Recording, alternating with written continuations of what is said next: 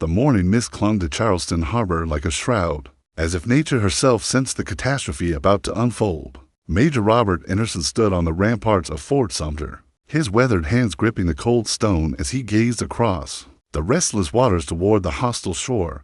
It was April 11th, 1861, and the weight of a nation's future pressed upon his shoulders like a millstone. Anderson had never imagined that his military career would lead to this moment. Commanding a federal fortress surrounded by the guns of his own countrymen, the irony cut deep. He was a Kentuckian by birth, a man who understood the South's grievances, yet duty bound him to this artificial island of Union loyalty in a sea of Confederate rebellion. The fort itself stood as a testament to American engineering prowess, its pentagonal walls rising 50 feet above the churning waters of Charleston Bay. Designed to protect one of the South's most vital ports, Fort Sumter now found itself transformed from guardian to prisoner. Its complement of fewer than 90 men faced a growing Confederate force that seemed to multiply daily along the mainland shores. Captain Abner Doubleday, Anderson's second in command, approached with the morning reports. The tall, bearded officer had spent sleepless nights calculating their dwindling supplies and ammunition. "Major," he said quietly, "our provisions will last perhaps a week. Maybe less if we reduce rations further." Anderson nodded grimly. He had already sent word to Washington about their desperate situation, but relief seemed increasingly unlikely. President Abraham Lincoln faced an impossible choice: resupply the fort and risk war, or abandon it and appear weak before a watching world. The newly inaugurated president had inherited a crisis that threatened to tear the nation apart at its very seams. According to contemporary accounts from Harper's Weekly, the tension in Charleston harbor had been building for months, with both sides maneuvering for political and military advantage. From the Confederate perspective, Fort Sumter represented an intolerable affront to Southern sovereignty. South Carolina had seceded from the Union on December 20th, 1860, followed by 6 other states. They viewed the continued federal presence in their harbor as an act of aggression, a dagger pointed at the heart of their newfound independence. Brigadier General Pierre Gustave Toutant Beauregard commanded the Confederate forces surrounding the fort. The Louisiana Creole was a former student of Anderson's at West Point. Adding personal tragedy to the unfolding drama, Beauregard had positioned batteries at strategic points around the harbor: Sullivan's Island, Morris Island, and Fort Johnson, creating a deadly crossfire that would make any escape attempt suicidal. The Confederate commander had received his orders directly from Montgomery, Alabama, where the provisional government of the Confederate States of America had established its capital. Jefferson Davis, the Confederate president, had made his position clear: no foreign power would be permitted to maintain military installations on Southern soil. As Anderson surveyed the threatening gun emplacements that seemed to sprout like deadly flowers along every shoreline, he reflected on the chain of events that had brought them to this precipice. The election of Lincoln, a Republican opposed to slavery's expansion, had triggered the secession crisis. Compromise efforts had failed, and now the nations claimed the same continent. The major's thoughts turned to his men soldiers who had sworn the same oath he had taken to defend the Constitution against all enemies, foreign and domestic. But what happened when your enemies were your own countrymen? When the very people you were sworn to protect now aimed cannons at your walls? A young lieutenant approached with news that a Confederate delegation had been spotted rowing toward the fort under a white flag. Anderson straightened his uniform and prepared to meet his former pupils. Emissaries. Whatever message they carried would likely determine whether the guns would speak or remain silent for another day. The die had been cast months ago, but the final act was about to commence in Charleston harbor, where the first shots of America's bloodiest conflict would soon shatter the morning calm and echo across the continent. On the brink of civil war, the Confederate rowboat cut through the choppy waters of Charleston harbor, with mechanical precision, its white flag of truce snapping in the April breeze. Major Anderson watched from Fort Sumter's Sally Port as the small craft approached, knowing that whatever message it carried might well determine the fate of his garrison, and perhaps the entire nation. Colonel James Chestnut, Jr., a former United States Senator from South Carolina, stepped onto the fort's wharf with the bearing of a man accustomed to command. Beside him stood Captain Stephen Dill Lee and Lieutenant Colonel Alexander Robert Chisholm, all representing General Beauregard's headquarters. Their faces bore the stern resolve of men convinced of their cause's righteousness. Anderson received the delegation in the fort's officers' quarters. a sparse room that reflected the garrison's increasingly desperate circumstances. The men, who now faced each other across a simple wooden table, had once served the same flag, sworn identical oaths, and shared the brotherhood of arms. Now they found themselves on opposite sides of an unbridgeable chasm. Colonel Chestnut withdrew a sealed envelope from his coat and placed it carefully on the table between them. His voice carried the weight of historical inevitability as he spoke. "Major Anderson, I am directed by General Beauregard to present you with this communication from the Confederate government." Anderson broke the wax seal with steady hands, though his heart hammered against his ribs. The message was brief, but uncompromising. The government of the Confederate States can no longer delay assuming actual possession of a fortification commanding the entrance of one of their harbors. Demand the evacuation of Fort Sumter. The Union commander read the ultimatum twice before raising his eyes to meet those of his former countrymen. The silence stretched between them like a taut wire, pregnant with the weight of unspoken consequences. Anderson had expected this moment, yet its arrival still felt like a physical blow. "Gentlemen," Anderson replied, his voice steady despite the magnitude of the decision before him, "I cannot and will not evacuate this fort. I am here by authority of the government of the United States, and I cannot recognize any authority superior to that of my own government." Contemporary newspaper accounts from the Charleston Mercury documented the tense negotiations that followed, capturing the formal politeness that masked the underlying hostility between the opposing forces. Call Tane. Lee leaned forward, his expression mixing respect with regret. "Major, you understand the position in which this places us. General Beauregard has been instructed to reduce this fort if you refuse to surrender. We have no desire to fire upon the flag we once served, but our duty to our new nation compels. U.S. Anderson nodded slowly. He had served alongside these men, understood their divided loyalties, but his own path remained clear. "I appreciate the courtesy you have shown, gentlemen, but my answer must remain unchanged. However, I will say this: unless you bring me supplies or reinforcements, I shall be starved out in a few days." The Confederate officers exchanged glances at this unexpected information. They had not realized how precarious the garrison's situation had become. Colonel Chestnut made a note on a small pad, clearly intending to relay this intelligence to his superiors. As the delegation prepared to depart, Anderson felt compelled to add a personal note to the official proceedings. "Gentlemen, if we must fight, I hope we can do so as soldiers and as Americans, remembering the bonds that once united us." The Confederate officers rose and saluted with military precision. Despite the political chasm between them, the traditions of military courtesy remained intact. As they prepared to return to their boat, Colonel Chestnut paused at the doorway. "Major Anderson, General Beauregard wishes me to convey his personal respects. He regrets that circumstances have brought former comrades to such a pass." Anderson returned the salute, watching as the delegation rode back toward the Confederate positions. The white flag of truce would soon be lowered, and the next communication between the opposing forces would likely come in the form of cannon fire. As evening fell over Charleston harbor, both sides prepared for what seemed increasingly inevitable. The last peaceful hours before the storm were slipping away like sand through an hourglass, and America stood poised on the brink of fraternal war. The early morning hours of April 12, 1861, brought an eerie stillness to Charleston harbor.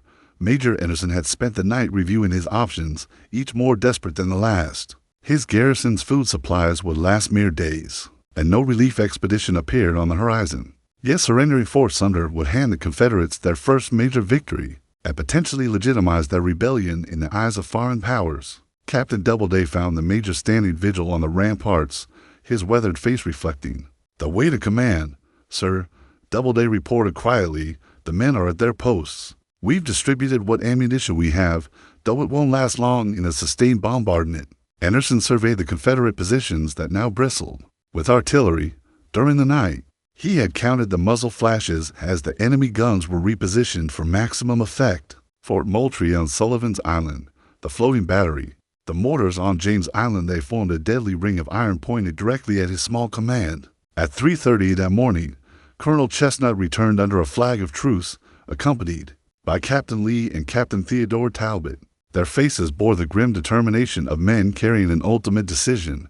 This time, their message came not from General Beauregard alone, but from the highest levels of the Confederate government. "Major Anderson," Colonel Chestnut began formally, I am authorized to notify you that General Beauregard will open fire upon Fort Sumter in 1 hour from this time unless you agree to evacuate."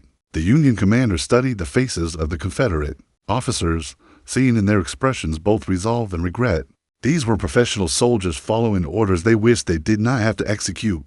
Anderson's response came without hesitation, though it cost him considerable effort to maintain his composure. "Gentlemen, I will await your fire, and may God have mercy upon us all." Historical records from the War Department archives indicate that Anderson's final words to the Confederate delegation were carefully chosen to reflect both his determination and his understanding of the tragedy about to unfold. As the Confederate boat disappeared into the pre-dawn darkness, Anderson called his officers together for what might be their final conference. Sergeant Peter Hart, an Irish immigrant who had served faithfully for 15 years, stood ready to relay orders to the enlisted men. The garrison included a mix of career soldiers and recent recruits, all now facing their first taste of combat. Lieutenant Norman Hall, the fort's youngest officer, broke the tense silence. "Sir, what are our orders when the bombardment begins?" Anderson considered carefully before responding. "We will return fire as best we can, but we must husband our ammunition. Every shot must count, for we have precious few to waste." He paused, looking at each man in turn.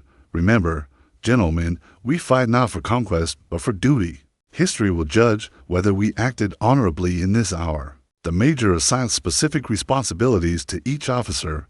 Doubleday would command the guns on the gorge wall facing the city, while Hall took charge of the casemate batteries. The fort surgeon, Dr. Samuel Crawford, prepared his medical supplies in the comparative safety of the lower chambers. As 4 o'clock approached, an unnatural quiet settled over the harbor. Even the usual sounds of gulls and lapping waves seemed muted, as if nature itself held its breath. Anderson climbed to the highest point of the fort, where the American flag snapped defiantly in the morning breeze. The major pulled out his pocket watch, a gift from his wife, and noted the time, 4:29. In the growing light, he could see Confederate soldiers manning their guns along the distant shore. Smoke began to rise from the enemy positions as friction primers were prepared and final adjustments made to elevation and azimuth. At exactly 4:30, a single mortar shell arced high over Charleston harbor, its fuse trailing smoke and sparks against the dawn sky. Captain George Sumter James of the Confederate artillery had fired the first shot of the American Civil War, and there would be no turning back from the carnage that would follow. The mortar shell traced a deadly parabola through the April dawn, its smoking fuse scribing an arc of destiny across the sky above Charleston harbor. Major Anderson watched the projectile's flight with the detached fascination of a professional soldier, noting its trajectory and calculating where it would strike. The shell exploded harmlessly in the fort's parade ground, sending up a shower of sand and masonry chips. But its significance transcended any physical damage it might have inflicted. Within moments, the Confederate batteries opened in a thunderous symphony of destruction. Fort Moultrie's heavy guns roared to life, followed by the mortars on James Island and the floating battery anchored in the harbor. The sound rolled across the water like an endless peal of thunder, rattling windows in Charleston and bringing citizens rushing from their homes to witness the historic bombardment. Captain Doubleday positioned himself at one of the fort's 42-pounder guns, checking the elevation and preparing to return fire. The irony was not lost on him that he, a man later credited with organizing the first baseball game, would fire one of the first shots in response to Confederate aggression. His hands moved with practiced efficiency as he supervised the loading of the massive cannon. "Ready, sir," called Sergeant Hart, his Irish accent thick with excitement and nervousness. Doubleday stepped back and pulled the lanyard. The gun belched flame and smoke, its report echoing off the fort's walls as the heavy shot screamed toward the Confederate positions on Sullivan's Island. The shot struck the parapet of Fort Moultrie, sending up a cloud of brick dust and debris.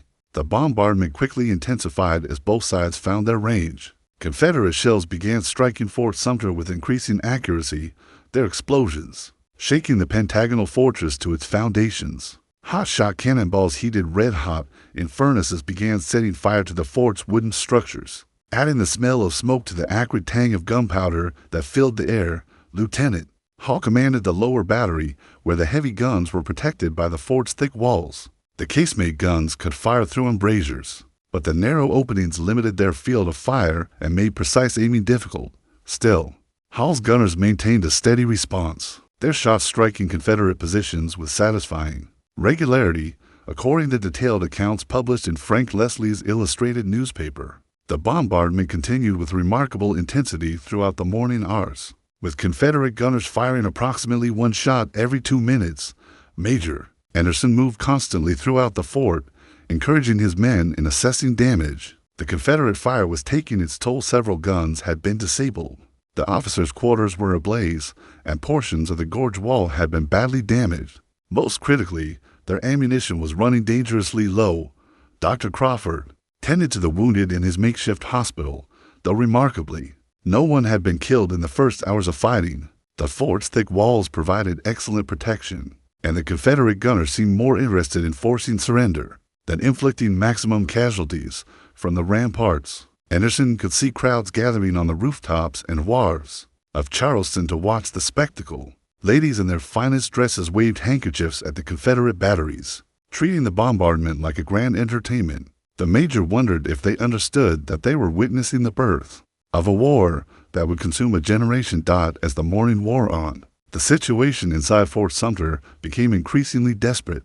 The wooden barracks and officers' quarters were fully engulfed in flames, sending thick black smoke rolling across the fort's interior. The flagstaff had been shot away twice, only to be re-erected each time by brave soldiers under fire. Sergeant Hart approached Anderson with grim news. "Sir, we're down to our last few charges of powder. The men are asking if we should continue firing." Anderson looked around at his battered command.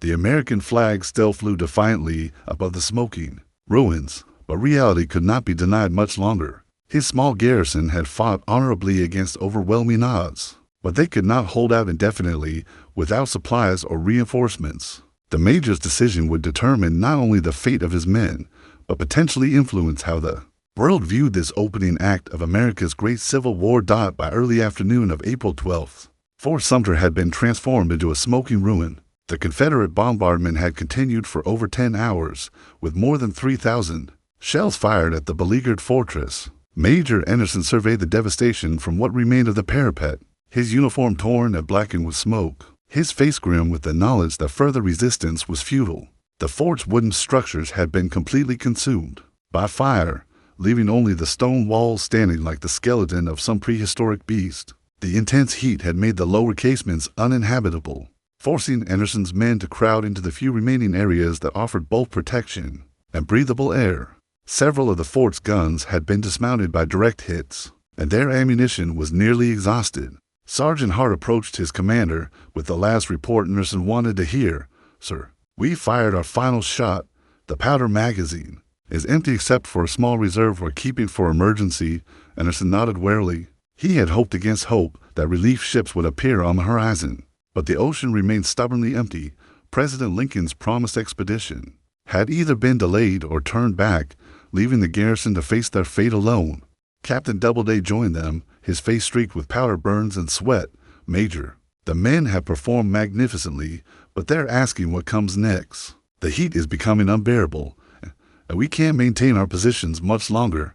The Confederate fire had slackened somewhat, as if General Beauregard sensed that his opponent was near collapse. Across the harbor, Anderson could see boats moving between the various battery positions, likely carrying ammunition and fresh gunners to replace those exhausted by the day-long bombardment. Military historians, including those cited in battles and leaders of the Civil War, would later note that the bombardment of Fort Sumter demonstrated the effectiveness of rifled artillery against masonry fortifications, lessons that would influence military engineering throughout the conflict. At 2 o'clock in the afternoon, Anderson made the decision that duty and humanity demanded. He called his surviving officers together in the shot-torn Sally Port, the only area of the fort that remained relatively safe from Confederate fire. "Gentlemen," he began, his voice hoarse from smoke inhalation, "we have done our duty and more. No one can question the courage or dedication of this garrison. However, I cannot justify the continued sacrifice of your lives in a hopeless cause." Lieutenant Hall, despite his youth, spoke for the enlisted men. "Sir, the soldiers are prepared to continue fighting if you order it. They've not complained once about the conditions." Anderson felt a surge of pride in his command, but his responsibility as their leader was clear. "I appreciate their spirit, but I will not see brave men die needlessly." We will arrange for surrender terms that preserve our honor while acknowledging reality. The Major dispatched Captain Pryor under a white flag to negotiate with General Beauregard. The Confederate commander, perhaps mindful of his former teacher's dignity, agreed to generous terms. The garrison would be allowed to salute their flag before hauling it down, and the officers could retain their sidearms and personal property. As word of Anderson's decision spread through the fort, the men received it with mixed emotions. Relief at their survival mingled with disappointment at surrendering the position. They had defended so courageously. Sergeant Hart summed up their feelings when he muttered, "We've done our bit, boys. Let others carry on the fight." The Confederate batteries fell silent as news of the surrender spread along the harbor's defenses. After 3 to 4 hours of continuous bombardment, an eerie quiet settled over Charleston harbor. The only sounds were the crackling of dying fires within the fort and the gentle lapping of waves against the rocky shoreline. Anderson spent his final evening in Fort Sumter writing his report to the War Department, carefully documenting the courage of his men and the circumstances that had forced their surrender. Outside his damaged quarters, the American flag still flew in the evening breeze, though it would be lowered for the last time when morning came. The Battle of Fort Sumter was ending, but the war it had begun would rage for bloody years across a continent. April 13th, 1861, dawned clear and beautiful over Charleston harbor, as if nature sought to mock the human tragedy that had unfolded within Fort Sumter's battered walls. Major Anderson rose early, knowing this would be his last morning in command of the fortress he had defended so gallantly. The terms of surrender allowed him to fire a final salute to the American flag before hauling it down, a gesture of honor that General Beauregard had graciously permitted. The Confederate commander had indeed proven generous in victory. Anderson's garrison would be evacuated with full military honors, their personal belongings intact, and transportation provided to ships that would carry them north. It was a soldier's surrender, acknowledging the courage both sides had displayed. During the bombardment, Captain Doubleday supervised the preparation of the ceremonial cannon that would fire the 50-gun salute. The irony was bitter. They had been forced to surrender partly because they lacked ammunition, yet they would expend 50 precious charges in this final act of defiance. Still, Anderson considered it essential to honor the flag that had flown so proudly through the bombardment. Sergeant Hart and his men worked methodically to prepare the ceremony, their movements reflecting the disciplined professionalism that had sustained them through the siege. The enlisted soldiers had cleaned their uniforms as best they could and polished their equipment to a respectable shine. They would leave Fort Sumter with dignity intact, whatever the political consequences of their defeat. As the hour approached, Anderson gathered his small command in the fort's parade ground. The American flag hung limp in the still morning air, its fabric torn by shell fragments, but still recognizable as the symbol they had sworn to defend. The major's voice carried clearly across the assembled ranks as he addressed his men for the final time. "Soldiers of the United States Army," he began, "you have conducted yourselves with honor and courage under the most trying circumstances. History will record that you stood firm when duty called, and that you fought bravely for the cause you believed in." The first gun of the salute boomed across the harbor, its report echoing off the water and the surrounding islands. Confederate soldiers watching from their batteries stood at attention, recognizing the solemnity of the moment despite their recent victory. War had not yet hardened men's hearts to the point where such courtesies were forgotten. Contemporary accounts from Southern newspapers, particularly the Charleston Courier, noted the respectful silence that marked the ceremony, with even Confederate spectators acknowledging the dignity of their opponent's surrender. As the salute continued, tragedy struck with cruel randomness. Private Daniel Huff was serving as a member of the gun crew when a spark ignited a pile of cartridges, causing a premature explosion. The blast killed Huff instantly and mortally wounded Private Edward Galloway, who would die within hours. They became the first official casualties of the American Civil War, dying not in battle, but in a ceremony meant to honor their service. The accident cast a pall over the proceedings, but Anderson insisted the ceremony continue. Each cannon shot now seemed to toll for the dead men as well as for the flag they had defended. When the 50th round was fired, silence settled over Fort Sumter like a burial shroud. Anderson personally lowered the American flag from its staff, folding it carefully with the assistance of Captain Doubleday. The Confederate stars and bars would soon replace it, but for now, the flagpole stood empty against the morning sky. The major tucked the flag under his arm. He would carry it north as a reminder of this bitter day. The evacuation proceeded smoothly, with Confederate boats ferrying the Union garrison to the steamer Isabel, which waited in the harbor. As Anderson took his final look at Fort Sumter, he saw workmen already beginning repairs to the damage his guns had inflicted on the Confederate positions. The fortress would soon bristle with Southern artillery, controlling the entrance to Charleston harbor. For the duration of the war, General Beauregard had won the first victory of the Confederacy, but both sides understood that this was merely the opening act of a much larger drama. The shots fired at Fort Sumter had awakened a sleeping giant, and the Union would not accept this defeat as final. The steamer Isabel pulled away from Charleston harbor on the afternoon of April 13, 1861, carrying Major Anderson and his garrison toward an uncertain future. Behind them, Fort Sumter stood as a monument to the opening chapter of America's greatest trial, its damaged walls already being prepared for Confederate occupation. The first battle of the Civil War had ended, but its echoes would reverberate across the continent for long years. Anderson stood at the ship's rail, the folded American flag still clutched in his hands, watching the harbor recede into the distance. The weight of what had transpired pressed upon him like a physical burden. He had surrendered the United States fortress to rebels, yet he felt no shame in his actions. His small garrison had done everything humanly possible under impossible circumstances.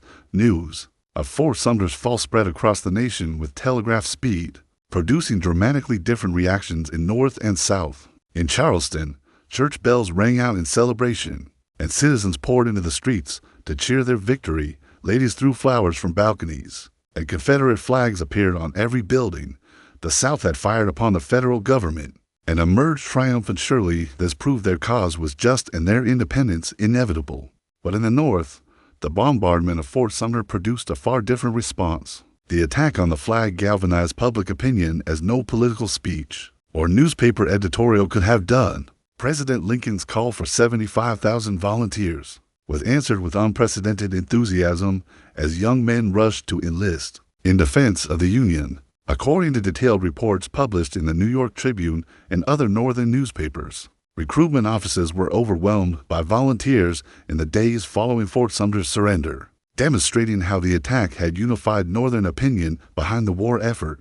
Captain Doubleday would go on to serve with distinction throughout the war, rising to the rank of Major General and commanding troops at Gettysburg. His steady performance at Fort Sumter had marked him as a reliable officer who could be trusted in crisis situations. The skills he had demonstrated in Charleston harbor would serve him well in the battles to come. The Confederate victory at Fort Sumter proved to be a strategic mistake of enormous proportions. By firing the first shots, the South had transformed Lincoln from a politician seeking compromise into a war leader defending the Constitution. The attack united Northern opinion and provided the moral justification for the massive war effort that would follow.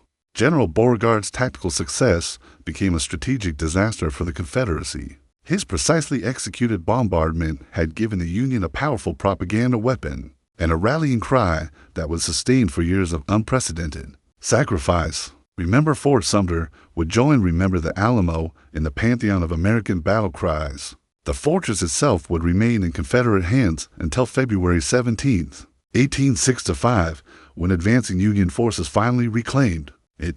By then, the war had cost over 600,000 American lives and transformed the nation beyond recognition. Slavery was dead, federal power had been permanently strengthened, and the United States had emerged as a modern industrial power. Major Anderson would return to Fort Sumter on April 14, 1865, exactly 4 years after its surrender, to raise the same flag he had lowered in defeat. The ceremony would be overshadowed by tragedy, occurring on the very day President Lincoln was assassinated at Ford's Theater in Washington. The circle of violence that began at Fort Sumter would claim the life of the president who had guided the nation through its greatest crisis. The Battle of Fort Sumter demonstrated that what rarely unfolds as either side expects. The Confederates had hoped that a show of force would convince the North to let them depart in peace. Instead, they had awakened a determination that would not rest until the Union was restored and slavery abolished. The shots that echoed across Charleston harbor on that April morning had launched not just a battle, but a revolution that would remake America. In the end, Fort Sumter's greatest significance lay not in its military value, but in its symbolic power. The fortress in Charleston Harbor had become the place where Americans first fired upon Americans, where the United States began its transformation from a loose confederation of states into a true nation forged in the crucible of civil war.